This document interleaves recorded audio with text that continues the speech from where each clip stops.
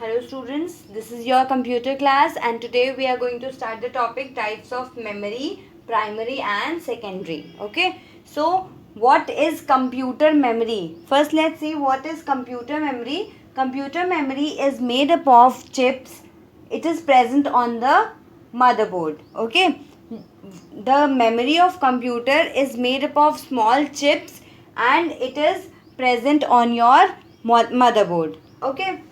Now computer memory are of two types, that is primary memory or internal and secondary memory or external. Okay. So primary memory, to this memory we can also say that it is a volatile memory.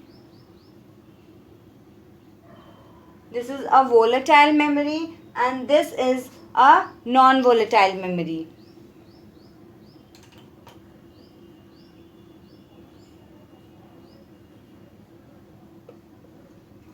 Okay, so basically computer memories are of two types, primary memory or internal memory, and this is also called volatile memory, and the second one is secondary memory or external memory or non-volatile memory. Okay, what do you mean by volatile and non-volatile? Volatile means it loses its content when you turn off the power supply. Okay, and non-volatile means it does not lose its content when you turn off the power supply. Now let's see what is primary memory and what are its type. Okay, so primary memory is the main area. This memory is the main area in a computer where the data is stored. This is the main area where the data of your computer is stored. Okay, primary memory is a high speed memory that is directly accessible by the CPU. It is directly accessible by CPU. Okay, this memory, whatever the data is stored in this primary memory is directly accessible by this CPU.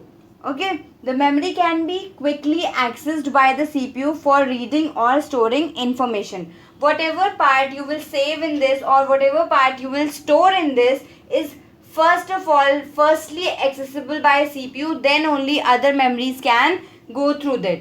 Okay, primary memory is largely temporary in nature. This is temporary in nature, as I've already told you that this is volatile, means its content are saved in this only till the power supply is turned on. Okay, now primary memory consists of two types, that is RAM and ROM. You all are familiar with RAM and ROM. So RAM is random access memory and ROM is read-only memory. Okay. So what is RAM and ROM? Let's see this. RAM is also called read-write memory. Why it is called read-write memory? Because you can do the changes in this. Okay. Because you can do the changes, you can read also and you can do many modifications also in this memory. It is also used for holding the data temporarily while the computer is on. In this memory, whatever you have saved, till then your data or power is on, only till then the data pertains in this memory. Otherwise, it gets lost when you turn off the power supply.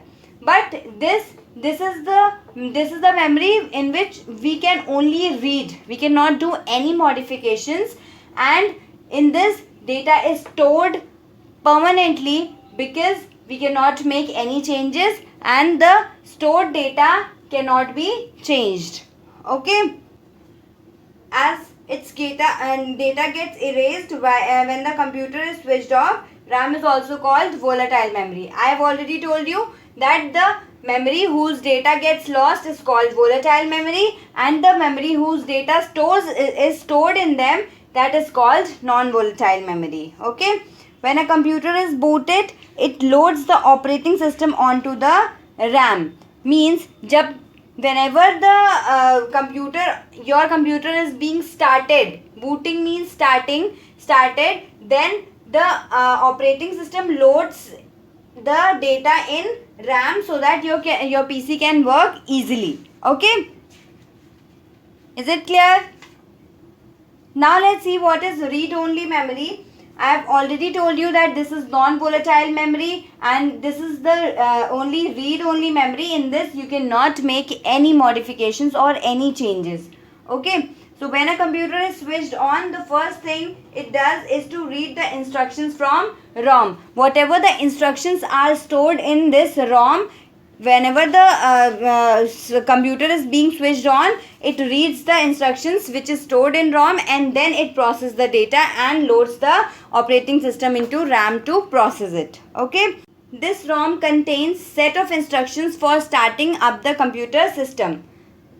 Booting is done through the instructions which is stored in this. Okay, now ROM is non-volatile memory as its content are not being lost if you turn off the power supply also.